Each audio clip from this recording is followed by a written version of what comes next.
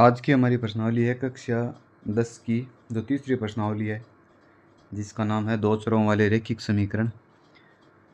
तो जैसा कि इसके नाम से ही पता चल रहा है, इसमें रैखिक समीकरण होंगे, मतलब एक घात के समीकरण होंगे और उसमें दो चर होंगे। तो इसमें जो 3.1 प्रश्नावली है, इसमें जो पहला सवाल है कि निम्न रैखिक समीकरणों के युग्म बनाइए और ग्राफीय विधि से इनको हल कीजिए। तो पहले सवाल में हमें दो सवाल दिए गए हैं। तो पहले तो इनका हमें समीकरण बनानी है इनकी, और फिर इनको ग्राफीय विधि से हल करनी है, मतलब इनका उत्तर निकालना है हमें। पहला सवाल है, कक्षा 10 के 10 विद्यार्थियों ने गणित की पहली प्रतियोगिता में भाग लिया। यदि लड़कियों की संख्या लड़कों की संख्या से 4 अधिक है तो लड़कियों और लड़कों की संख्या हमें बतानी है। तो पहली बात तो दोनों मिला के 10 हैं, लड़की और लड़के, तो हम इनकी संख्या मान लेते हैं। माना पहला सवाल है, माना लड़की कितनी है इसमें x, वह लड़के हम मान लेते हैं इसमें y। तो एक तो हमें पता चल रहा है कि जो दोनों हैं वो मिल के कितने हैं, 10 हैं, मतलब x प्लस y दोनों कितने हैं, 10। दूसरा हमें ये पता है कि जो लड़कियों की संख्या है वो लड़कों की संख्या से 4 अधिक है, मतलब जो दूसरा ये है कि हमने जो लड़कियां हैं x, ये लड़कों से कितनी ज़्यादा है, 4, मतलब लड़कों की संख्या में 4 जोड़ दें तब ये इन लड़कियों की संख्या के बराबर होते हैं। तो ये हमें दो रैखिक समीकरण मिल गई। अब इनको हमें ग्राफीय विधि से हल करना है। तो इसके लिए हम पहले एक तालिका बनाएंगे जिससे ग्राफ बनाया जा सके। तो यहाँ से जो ये इस समीकरण से हम देखें तो x बराबर क्या आ जाएगा, ये y उधर जाएगा तो माइनस का हो जाएगा 10 माइनस y, और इस समीकरण के तो ये तो x का मान आ ही रहा है, इसमें y प्लस 4। अब इनसे एक एक तालिका बनाते हैं x और y में, x और y, इसमें 2 या 3 मान निकाल सकते हैं हम। इसी प्रकार इसकी भी एक तालिका बन जाएगी, x और y। यहाँ से देखो हमें y का मान रखना है, y की जगह मान लो हमने 5 रख दिया तो 10, x का कितना जाएगा, 10 में से 5 गया 5, तो y का मान रख दिया हमने 5, तो x का भी आ जाएगा 5। y का हमने रख दिया यहाँ पे 6, तो x का जाएगा 10 में से 6 गया, कितना जाएगा 4। इसी प्रकार इसमें y का मान हम 1 रखते हैं, तो y का 1 रखते हैं तो 1 और 4 जुड़ के x का कितना हो जाएगा 5। y का हम 2 रखते हैं तो x का कितना हो जाएगा 6। इस प्रकार हमें दो समीकरण, दो सारणी मिल गई। तो इससे हम ग्राफ बना सकते हैं।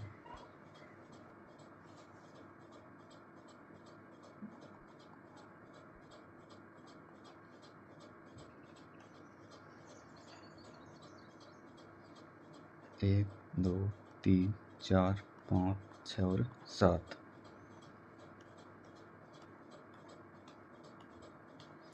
तो पहला जो हमारे पास मान था वो दोनों का 5 5 था, मतलब इनका लिख देते हैं 1 2 3 4 5 6 7 और 8।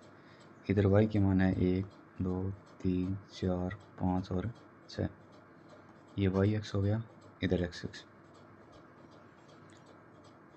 तो x के मान 5, तो x का 5 ये रहा और y का 5 इधर चलते हैं। दोनों का 5 5 जब एक सीध में जाए, y का 5 इधर और x का 5 इधर, तो जो ये बिंदु है वो होगा बिंदु 5 और 5। दूसरा बिंदु क्या था, x का, यहाँ पे x का 4 है, y का 6 है, तो x का 4 ये रहा और y का 6 इधर ऊपर, ये y का 6 आ जाएगा। तो इस प्रकार हमें इन दोनों को मिलाने वाली एक रेखा मिल जाएगी, इन दोनों बिंदुओं को इस प्रकार। अगली जो रेखा बनानी है हमें वो इस सारणी से बनाएंगे जिसमें x का 5 y का 1, x का 6 y का 2। तो देखते हैं x का 5 ये रहा, x का 5 x पर देखेंगे ये रहा और वाई का 1, ये बिंदु, एक्स का 6 और वाई का 2, ये बिंदु। तो ये दोनों बिंदु हमें मिल गए। तो अब इनसे होकर जाने वाली रेखा खींचेंगे। तो इस प्रकार एक हमें रेखा मिलेगी। अब ये दोनों रेखाएं जिस बिंदु पर प्रतिच्छेद करती है वो हमारे इस ग्राफ का हल होगा। तो ये बिंदु हमारे ग्राफ का हल होगा। तो इसमें ये बिंदु 7 है और इधर ये 3 के सीध में होगा, क्योंकि ये जो ग्राफ है वो हमने एक रफ चित्र बनाया है। तो इसमें बिल्कुल सीधे मान हमें नहीं प्राप्त होंगे, जबकि हम जब ये ग्राफ पेपर पर बनाएंगे, क्योंकि इनमें हम इन बिंदुओं के बीच की जो दूरी है वो समान नहीं ले रहे हैं, जबकि ग्राफ पेपर पर बनाएंगे तो ये बिंदु एक सीध में आएंगे। तो ये हमें बिंदु प्राप्त होगा 7 और 3, मतलब x का मान कितना होगा 7। x बराबर हमें मिलेगा 7 और y बराबर मिलेगा 3, अर्थात x क्या था, लड़कियां, तो लड़की कितनी होगी 7 होगी और लड़के कितने होंगे 3। तो ये हमारा इसका उत्तर हो जाएगा।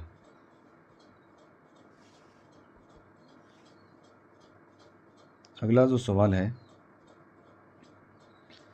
वो है कि 5 पेंसिल और 7 कलमों का मूल्य है वो 50 रुपये है, और 7 पेंसिल और 5 कलमों का मूल्य 46 रुपये है। तो हमें एक पेंसिल का मूल्य और एक कलम का मूल्य ज्ञात करना है। तो माना पेंसिल का मूल्य x मान लेते हैं,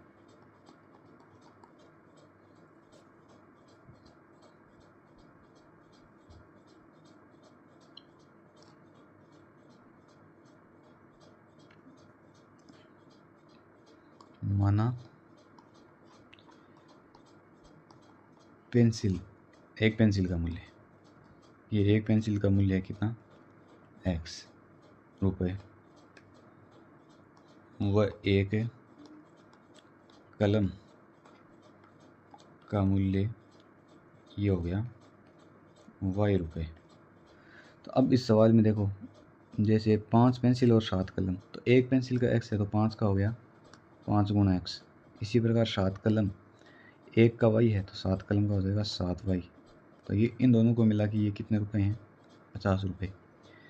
और इसी प्रकार दूसरा दे रखा है 7 पेंसिल मतलब 7x और 5 कलम मतलब 5y, ये है 46 रुपये। तो ये दो हमें समीकरण मिल गई। अब इनको हमें हल करना है, तो इसके लिए वही ग्राफ बनाना पड़ेगा, तो सारणी बनानी है। तो यहाँ से इनका मान निकालते हैं। तो इससे 5x कितना आ जाएगा, 5x बराबर आ जाएगा 7y, इधर गया 50 माइनस 7y, तो x बराबर आ जाएगा 50 माइनस 7y बट्टा, ये 5 गुना में था बट्टा में आ गया। इसी प्रकार इसको हल करेंगे तो ये x बराबर आ जाएगा 46 माइनस 5y बट्टा 7। अब यहाँ से सारणी बनाते हैं इनकी।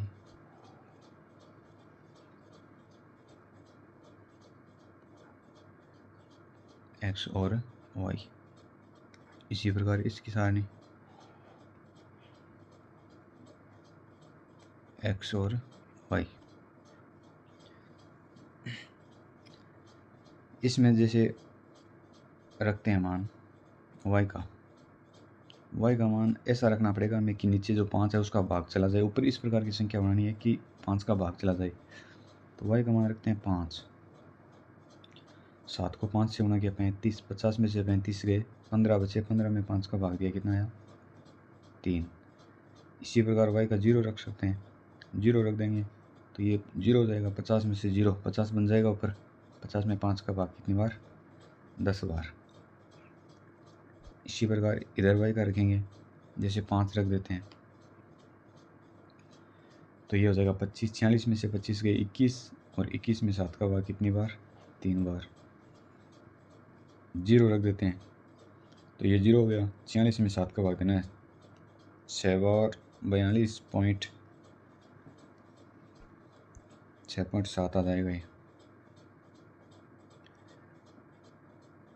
42 कितने बचे 4, 40, 35 मतलब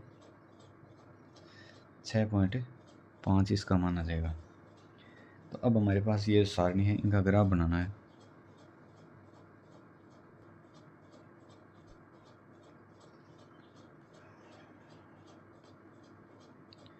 ये 1 2 3 4 5 6 7 8 9 और 10। इसी प्रकार ये 1 2 3 4 5 6 7 8 9। अब इसमें जो मान है वो देखते हैं क्या है। पहली सारणी में x का 3 और y का 5, x का 10 और y का 0। x का 3 ये रहा और y का 5 इस चीज़ में ये रहा, ये हमें बिंदु मिल गया। दूसरा है x का 10 और y का 0, मतलब ये बिंदु हो गया। ये x का 10 y का 0, तो इन दोनों को हम मिला देते हैं। इस प्रकार एक रेखा मिलेगी हमें। दूसरी लाइन में हम देखें तो x का 3 y का 5 और x का 6.5 और y का 0। x का 3 y का 5, मतलब ये बिंदु ही हो गया दोबारा कॉमन, और x का 6.5 और y का 0 इधर 6 और 7 के बीच में ये बिंदु। इन दोनों को हमें मिलाना है। तो ये बिंदु हमें इस प्रकार एक लाइन प्राप्त होगी। तो ये दोनों लाइन जहाँ पे काटती है तो ये बिंदु है, और ये है 3 और 5। तो x बराबर तो है 3 और y बराबर है 5। अब x हमने क्या माना था, पेंसिल का मूल्य। तो यहाँ से पेंसिल का मूल्य कितना आ गया, पेंसिल का मूल्य ये आ गया 3 रुपये एक पेंसिल के। और कलम हमने y को माना था, तो y बराबर 5 है, तो 5 रुपये एक कलम के आ गए। तो इस प्रकार ये दोनों सवाल है। जो दूसरा सवाल है वो हम हल करते हैं। दूसरी में दे रखा है कि अनुपात a1/a2 b1/b2 और c1/c2 ज्ञात की तुलना कर हमें यह बताना है कि यदि इन रेखाओं का हम ग्राफ बनाते हैं तो लाइनें प्रतिच्छेद करती है या एक दूसरे के समांतर होगी या संपाती होगी। तो इसके लिए जो दूसरा सवाल है वो यहाँ से है। तो इसमें दो रेखाएं दी गई है हमें। तो हम मान लेते हैं कि कोई भी दो रेखाएं इस रूप में होती है, a1x plus b1y plus c1 बराबर 0, या इनको ऐसे भी मान सकते हैं। और दूसरी लाइन है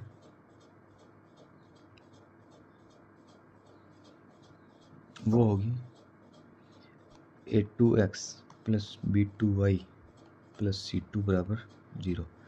यहाँ a1 a2 b1 b2 और c1 c2 क्या है, a1 तो है जो x के साथ है उसका गुणांक, b1 y का गुणांक और c1 अचर पद पहली समीकरण में। दूसरी समीकरण में जो x का गुणांक है वो a2, y का गुणांक है वो b2 और जो अचर पद है वो c2।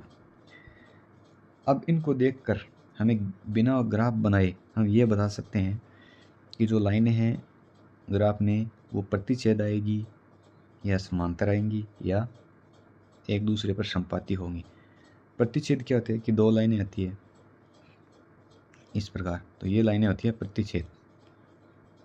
प्रतिच्छेदी रेखा।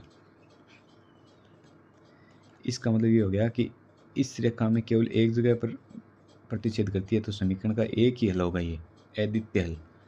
दूसरी लाइनें ऐसी होती है जैसे एक लाइन आ गई, दूसरी लाइन है वो इसके ऊपर ही आ गई, तो ये रेखाएं होती है संपाती रेखा। संपाती का मतलब ये हुआ कि दोनों लाइनें एक दूसरे पर अध्यारोपित है, तो इसके प्रत्येक बिंदु पर हल होंगे, मतलब इसके हल है वो अनंत होंगे। और तीसरी लाइनें इस प्रकार आ सकती है कि दोनों लाइनें एक दूसरे की क्या हो, समांतर, मतलब किसी भी बिंदु पर नहीं काटे, प्रतिच्छेद नहीं करे एक दूसरे को। तो जब प्रतिच्छेद नहीं करेंगी तो इसका हम हल ज्ञात नहीं कर सकते, अर्थात इसका कोई हल नहीं होगा और ये लाइनें होंगी समांतर।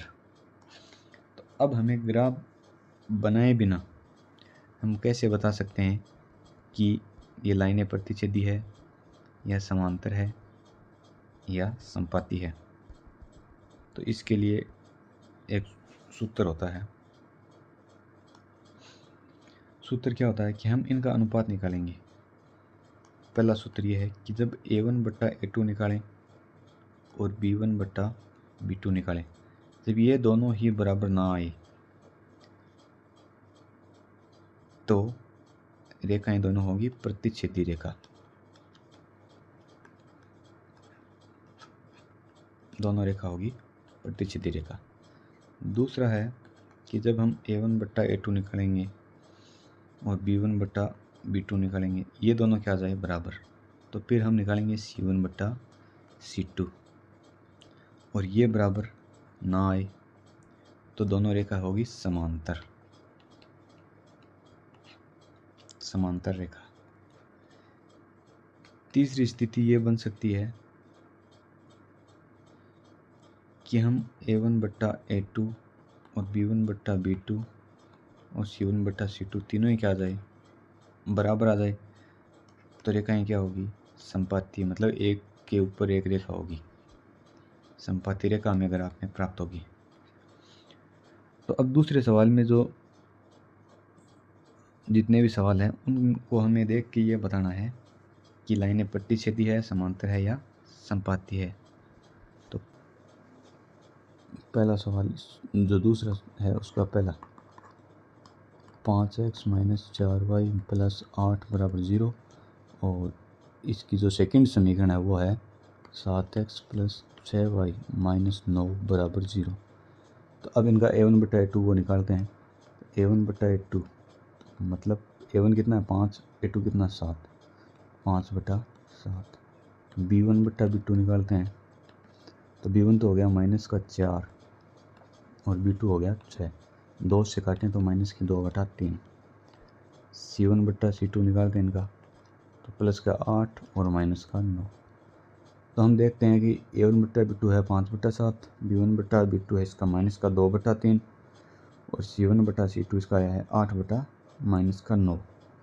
तो ये तीनों बराबर नहीं, शुरुआत के दो ही बराबर नहीं है, तो A1 बटा A2 ये बराबर नहीं है B1 बटा B2 के। तो ये स्थिति होगी पहली, मतलब जो दोनों रेखाएं हैं वो क्या होगी, प्रतिच्छेदी रेखा होगी। जो हमने स्थिति लिखी है उसमें कौन सी रेखा होगी, ये प्रतिच्छेदी रेखा। दूसरा इसका देखते हैं हम,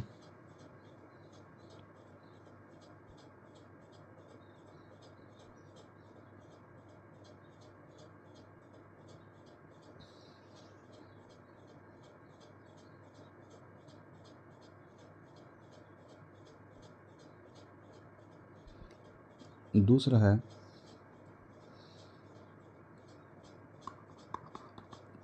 9x + 3y = 12 +12 = 0 और दूसरा समीकरण है 18x + 6y + 24 = 0। तो A1 बट्टा A2 देखते हैं इसका, तो 9 बटा 18 मतलब 9 से काटते हैं तो 1 बटा 2। B1 बट्टा B2 3 बटा 6 आ जाएगा, ये भी 1 बटा 2 और C1 बट्टा C2 इसका देखते हैं तो 12 बटा 24, तो ये भी आ जाएगा 1 बटा 2। तो तीनों बराबर हैं, तो ये स्थिति बन गई A1 बट्टा A2 बराबर B1 बट्टा B2 बराबर C1 बटा C2। तो ये कब होता है, जब रेखा क्या हो, संपाती। तो ये रेखाएं संपाती रेखा होगी। अगला है 3 नंबर वाला,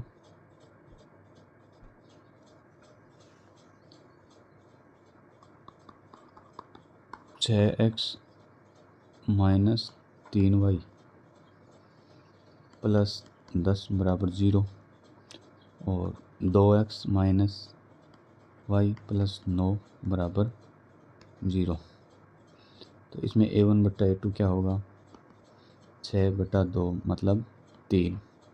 B1 बट्टा B2 क्या होगा, -3 बट्टा -1, तो ये भी माइनस से माइनस तो कट गया, 3 में 1 का भाग 3। C1 बट्टा C2 क्या होगा, 10 बटा 9। तो ये दो तो बराबर हैं और ये अलग है, मतलब स्थिति है ये A1 बट्टा A2 बराबर B1 बट्टा B2, लेकिन जो C1 बट्टा C2 है वो बराबर नहीं है। ये स्थिति कब होती है, जब रेखाएं क्या हो, समांतर। तो इस प्रकार ये दूसरा सवाल था। तीसरा सवाल है कि हमें A1/A2, B1/B2 और C1/C2 ज्ञात करने हैं और ये ज्ञात करके हमें ये बताने हैं कि ये युग्म संगत है या असंगत। तो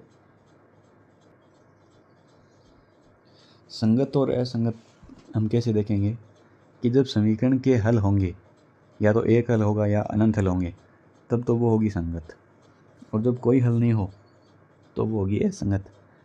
तो कोई हल कब नहीं होता? जब रेखाएं समांतर होती है, मतलब किसी बिंदु पर नहीं काटती है। तो जब समांतर होगा तो असंगत हो जाएगा, और संपाती और प्रतिच्छेदी होगा तो संगत हो जाएगा। तो पहला सवाल है तीसरे का, 3 नंबर में, जिसमें ये देखा 3x + 2y = 5। 3x + 2y = 5 और 2x - 3y = 7। तो इसमें A1/A2 मतलब 3/2, B1/B2 मतलब 2/-3 और C1/C2 मतलब 5/7।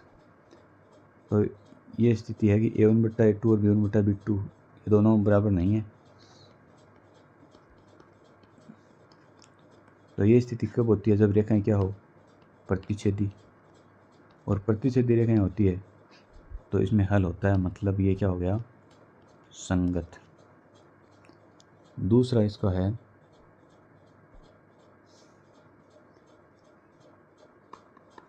तीसरे में 2x - 3y = 8।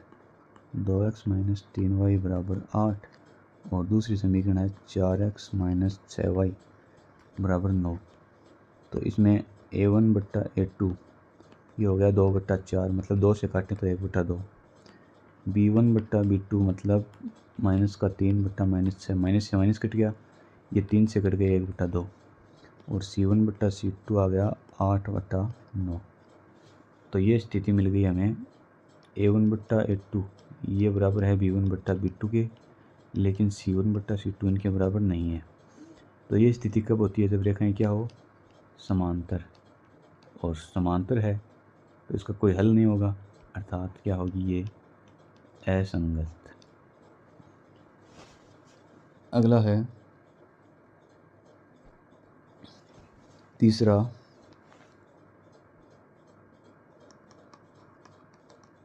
जिसमें 3/2x + 5/3y = 7 और दूसरी समीकरण है 9x - 10y = 14।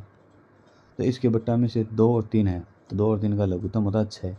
तो प्रत्येक पद को 6 से गुणा कर देंगे तो ये बट्टा वाली संख्या हट जाएगी। तो 3/2x इसको 6 से गुणा प्लस 5/3y इसको भी 6 से गुणा बराबर 7 को भी 6 से गुणा। 2 से 6 कट गया 3 बार, 3 से 6 कट गया 2 बार, तो ये आ गया 3 को 3 से गुणा किया 9x प्लस 5 को 2 से गुणा किया 10y बराबर 42। और दूसरी समीकरण हमारे पास ये है ही 9x - 10y = 14। तो A1/A2 इनका देखते हैं तो ये 9/9 मतलब 1। B1/B2 इनका देखते हैं तो ये है 10/-10, तो ये आएगा -1। तो ये दोनों ही बराबर नहीं है, मतलब ये प्रतिच्छेदी वाली स्थिति हो गई। तो जब प्रतिच्छेदी होती है तो क्या होता है? संगत, क्योंकि उसका हल निकलता है। अगला सवाल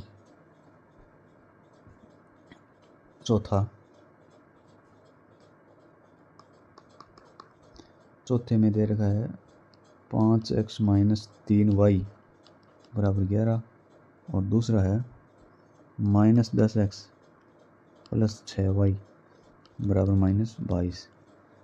A1/A2 क्या होगा?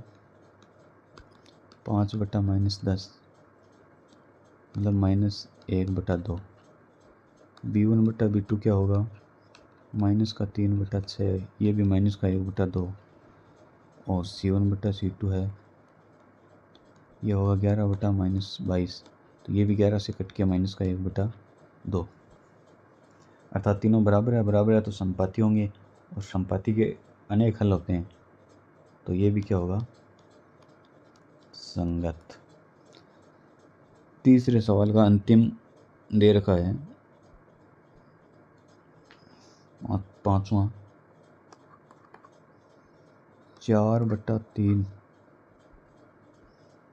x + 2y = 8, और दूसरी समीकरण है 2x + 3y = 12। तो इस प्रत्येक को 3 से गुणा करते हैं 3 को हटाने के लिए। 4/3x × 3 + 2y × 3 = 8 × 3। तो ये हो जाएगा, 3 से 3 कट गया, 4x + 6y = 24, और दूसरी समीकरण ये थी हमारे पास 2x + 3y = 12। a1/a2 ये हो जाएगा 4/2 मतलब 2। b1/b2 ये 6/3 अर्थात 2, और c1/c2 ये 24/12 अर्थात 2। तीनों बराबर आ रहे हैं, बराबर है तो संपाती, और संपाती जब होती है तो हल क्या होता है, संगत। तो ये हमने 3.1 प्रश्नावली के 3 सवाल हल कर लिए। आगे के जो 4 सवाल है वो नेक्स्ट वीडियो में करेंगे। तब तक के लिए आप चैनल को सब्सक्राइब करें और वीडियो को लाइक करें।